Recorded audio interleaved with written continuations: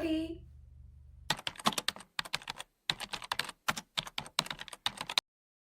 En el vídeo de hoy, como habéis podido leer en el título, vamos a hablar nada más y nada menos que del libro El arte de llevar una vida creativa de Frank Bersbach, ¿vale? Este libro me lo compré de segunda mano, me costó nada más y nada menos que 3 euros en una librería de Sevilla que se llama La Escondida. Si sois de Sevilla o venís a Sevilla, os recomiendo muchísimo ir a esa librería. Y yo me lo compré un poco porque yo soy una persona creativa, no me lo empecé a leer, lo dejé a un lado, es más, quería sacarlo de mi colección de libros, de mis estanterías, pero como podéis ver, me lo he empezado a leer. Y no solo eso, me lo he terminado en 2 días, ¿vale? El libro tiene 156 páginas, nada más y nada menos, y he tomado muchísimos apuntes porque este libro es un libro, yo creo que de autoayuda, no solo para las personas creativas. Y ahora os explico el porqué.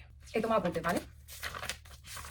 Muchísimos apuntes, pero os lo voy a resumir todo de una manera muy resumida porque podría estar un día entero hablando de este libro. Y es que básicamente habla de cómo llevar una vida creativa, bueno, cómo llevar una vida sencilla, ¿vale? Os explico. Básicamente, para las personas que somos muy creativas, que estamos siempre frustrados por querer crear más, por querer hacer, que no podemos, porque ahora mismo estamos en una situación de vida que todo es muy rápido, todo es muy frenético, estamos todo el día consumiendo redes sociales y demás, todo eso nos lleva a no poder centrarnos. Y en este libro nos habla de muchísimos filósofos, de cómo llevar una vida desde el budismo, por ejemplo, ¿vale? Pone los ejemplos de budismo y de las religiones en general, y sobre todo empieza el libro haciendo la pregunta de ¿cómo quieres vivir? Y yo creo que eso es algo que esa pregunta yo creo que nos la tenemos que hacer todo el mundo. ¿Cómo queremos vivir, no? En el caso de una persona creativa, aquí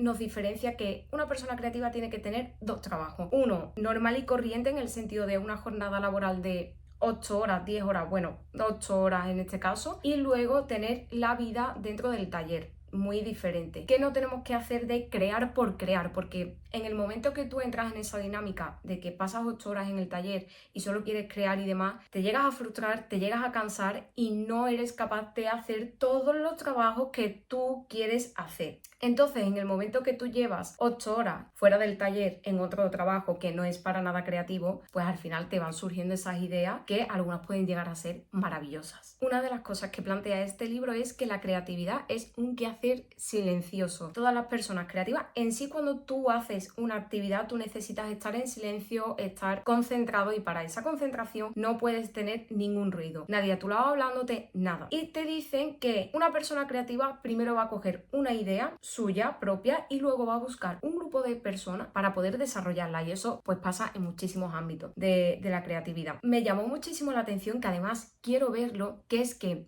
Philip Growing Philip en el 2005 grabó un documental que se llama El Gran Silencio, ¿vale? Que era en un templo, que le dijeron, oye, nada de luces artificiales, nada de entrevistas a los monjes, nada. Y en el documental lo único que ves es la vida en silencio, la vida de paz absoluta, de ese silencio absoluto, porque además te habla en el libro también sobre el tema de la cabeza, de los pensamientos, de todos esos pensamientos que tenemos a lo largo del día, y de que siempre tenemos que hacer una pequeña introspección y pararnos a pensar siempre desde el silencio. Y aparte, hay una cosa que me gustó muchísimo que dice: una soledad que se vive de manera positiva conduce a la independencia del pensamiento y a la concentración, ambas condiciones importantes para la creatividad. Estar solo. Hay gente que disfrutamos de estar sola, y yo creo que eso también es muy importante, porque también lo habla en el libro, que a día de hoy lo hacemos todo en grupo. Tenemos que hacerlo todo en grupo. Queremos hacer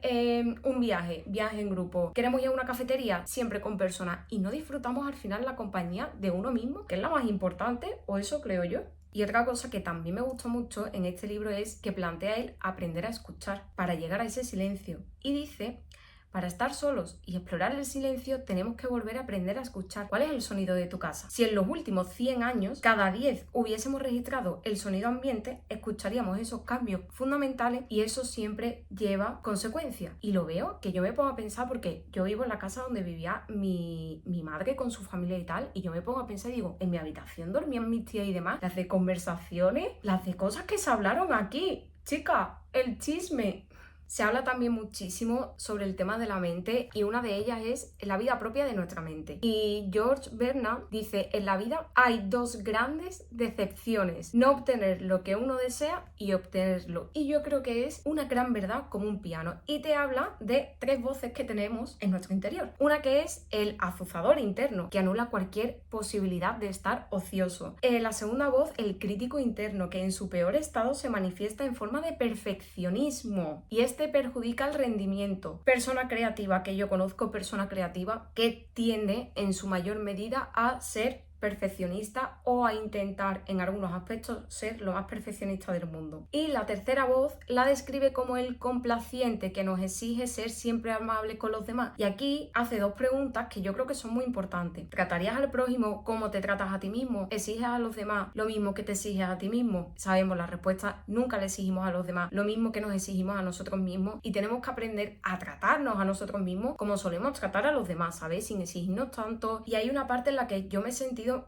durante todo el libro me he sentido muy identificada, ¿no? Pero hay una parte que dice vivir y sufrir y te va hablando, ¿no? Sobre tú puedes estar en un hotel 5 estrellas, pero tu mente siempre va a sacar lo malo de eso y simplemente dice, cuando más idílico se presenta el mundo, con mayor ahínco busca nuestra mente el motivo de crítica. Y yo creo que más razón que un santo, básicamente yo tengo ansiedad y cada 2 por 3 yo puedo estar perfectamente súper tranquila en un mundo ideal, que esto lo va a querer empeorar, ¿sabéis? Y ya pasando un poquillo, porque os digo que el libro tiene muchísimo de lo que hablar y yo estoy hablando de muy poquitas cosas del libro y ya llegando un poquillo casi que al final, porque el libro en sí tiene muchísimas cosas de las que hablar, ¿vale? Y os lo digo en serio, porque yo he estado leyendo y subrayando un montón, es que casi todas las páginas, es que podéis verlo, casi todas las páginas tiene algo subrayado y justamente en lo último se llega a un cuenco de té. Yo os recomiendo primero que os leáis este libro porque creo que puede ser maravilloso. No es un libro solo de autoayuda o de ayuda para las personas creativas, sino que yo creo que se lo voy a dar también a mi madre